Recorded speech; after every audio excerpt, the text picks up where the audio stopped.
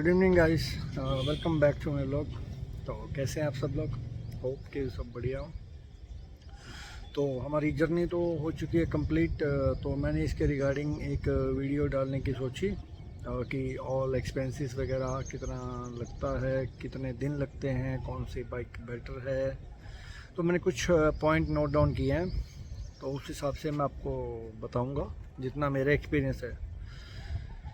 तो चलिए करते हैं शुरू। तो सबसे पहले पॉइंट आता है कि सामान क्या क्या कैरी करें।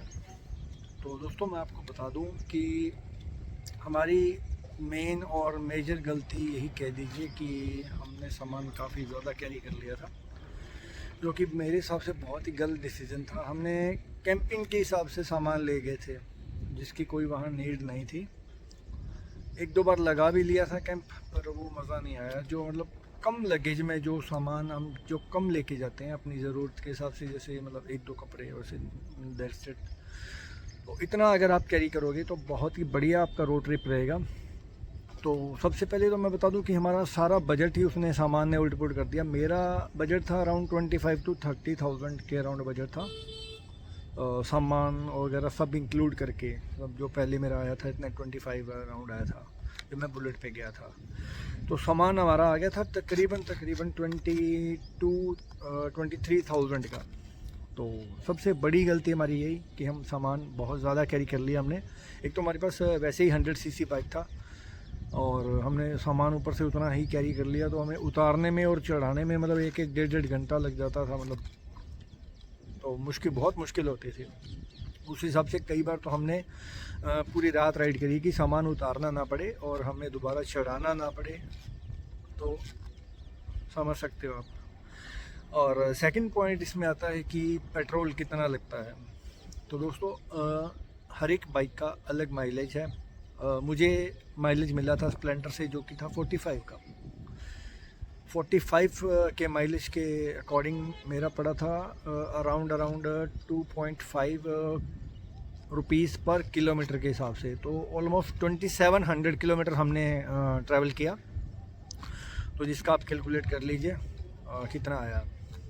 और आपके पास अगर कोई बड़ी बाइक होगी तो उसमें मतलब अराउंड जैसे 30 की माइलेज ऑलमोस्ट सभी बाइक्स दे ही देते हैं। तो 30 के हिसाब से आप देख लीजिए 3 रुपीज़ पर किलोमीटर, वो उतना मैटर नहीं करता।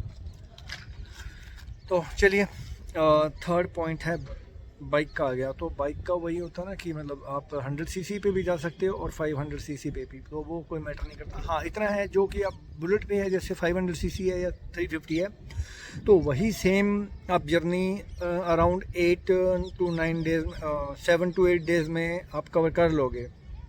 और जैसे कि 100cc बाइक था तो उसमें अराउंड लग गए हमें 13 डेज़ लग गए थे। तो उतना फ़र्क पड़ता है। जहाँ पे मतलब बाइक का ये है कि जैसे हाई एलिवेटेड एरिया आता है तो वहाँ इतना ही फ़र्क पड़ता है कि कुछ एरिया पे वो फर्स्ट गियर से ऊपर नहीं जाती है।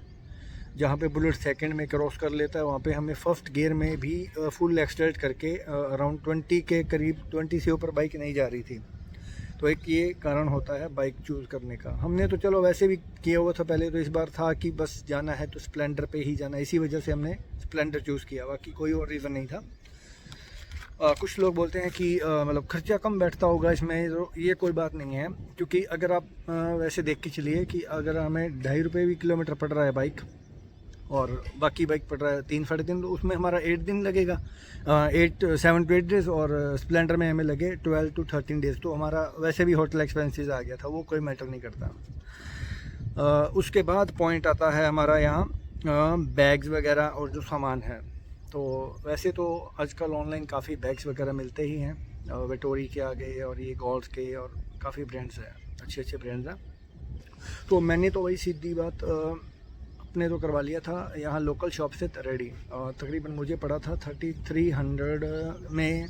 एक तो मेरा था सैडल बैग और उसके कवर्स और एक टैंक बैग और सारा करके मुझे तकरीबन 2500 का शायद सारा कुछ पड़ गया था मुझे, 2500।